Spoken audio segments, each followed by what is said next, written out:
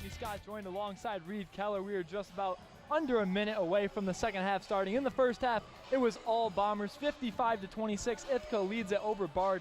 In that first half, they did it without Riley Thompson. Riley Thompson, leading scorer on this team, leading three-point shooter at least. 0 for 2 from 3. You surprised to see the lead with Riley Thompson struggling? Not really. I mean, the Bombers have a lot of talent offensively, which we've seen on display in the first half. And I am a little surprised because this team usually goes as their stars do. Thompson's definitely one of those, but they can get by without him in a game like this. Rebounds have been a big factor in this one. Ithaca leads at 24-17. That is unusual. And an unusual turnover there from Justin Rogers. Errant pass looking to connect with Merritt Miller. And that is the 8th turnover for Bard. 8-2 is what the turnover average is. Here we see on the screen, Riley Thompson. Conference wins, conference losses, it seems to go as Thompson goes. But today, Thompson only 4 points. Bombers in good control. Chasen's picked up the slack a lot. Yeah, that was the point that I was going to make, is that it's come off of Chasen, it's come off of Zima, and as you see right there, and so I think they can really pick that up as it goes along. Thompson does have 4 points on 2 driving layups. Azima there with the mid-range jumper. We've seen that multiple times tonight. Now Azima one-on-one defense with Bell Isaac down low. He kicks it out to Zach Jacobs driving left on Thompson. Gets by him, but it's going to be a foul on the ground before the shot as Zach Jacobs takes a hard fall into the tripod there underneath the floor. Yeah, when the Bombers Live is here and they got the tripods below, it makes that landing just a little harder, but he looks like he's no worse for wear. So Bard takes back control underneath the hoop, kicks out to Justin Rogers for 3. That's good. He's got 15 points. He's the one guy, if you're the Bombers, you got to keep an eye on, that he could single-handedly bring back Bard. The Bombers going to play a man down here as Flood's still back there tying his shoe. Carroll Rich going to slow it up, wait for his teammate Flood as they set up the half-court offense. Flood made sure he double-knotted it there. Carroll driving left out to Azima for the mid-range. That one's off. A little short, kicks it back out. Chasen keeping the possession alive. Now Thompson driving left, and he finds Azima. Great pick-and-roll two-man game for the easy two. And finding the open space on the floor silently. That's Peter Azima's biggest strength, is that he, even though he's a big man, he can get lost down low. Ithaca with a great two-man game there between Azima and Thompson. Now Azima playing defense on the smaller guard, Zach Jacobs. As David runs, he's strong take to the hoop. No one was stopping him as he finishes with the right.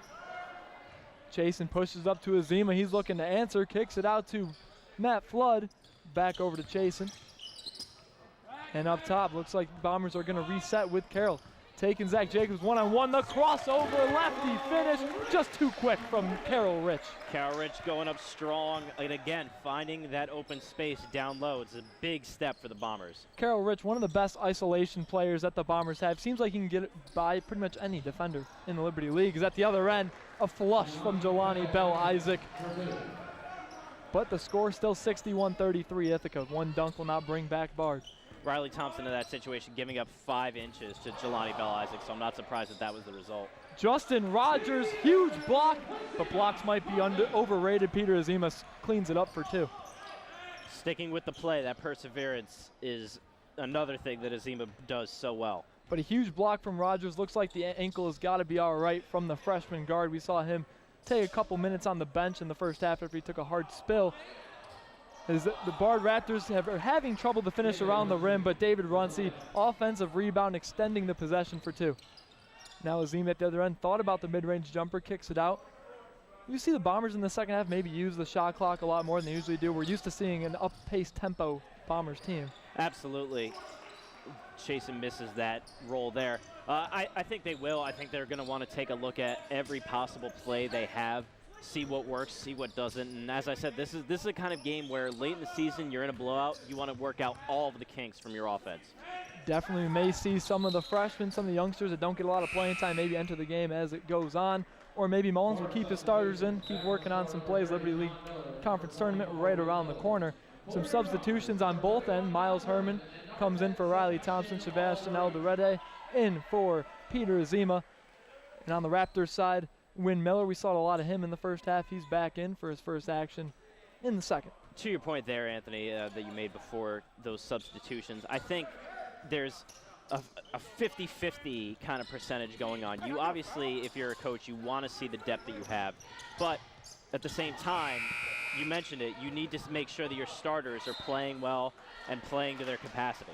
Great defense there by Ithaca, making Bard run through all 30 seconds of the shot clock. Runcie had to throw one up, but it was last touched by the Bombers, so Bard can get a fresh 30. Taking out underneath is John Miller, looking for anyone to get open. Not much movement on the inbounds play. Finally, Win Miller breaks free from Matt Flood. And now John Miller with it, working on Carroll Rich. Rich doing a good job staying in front. Miles Herman straight up defense. That's a tough finish for Merritt Miller. He cannot put it home. Great defense there by Herman. Now chasing with it up top, looking to cross up his defender and say gives up to Herman. Back over to Flood from the wing, left it short, and it's going to be controlled by Bard. Merritt Miller, the 6'5 junior, with the board. Merritt Miller, maybe one of those guys getting some extra playing time because of the injuries. He only averages 16 minutes a game. We've seen a lot of him in the first half. Trying to force that one down low was John Miller, denied by Herman. Now fast break the other end and blocked again by Rogers, but cleaned up by Matt Flood. Blocks are overrated. Well, that's true, but they also aren't as effective if there isn't anybody there to help you out.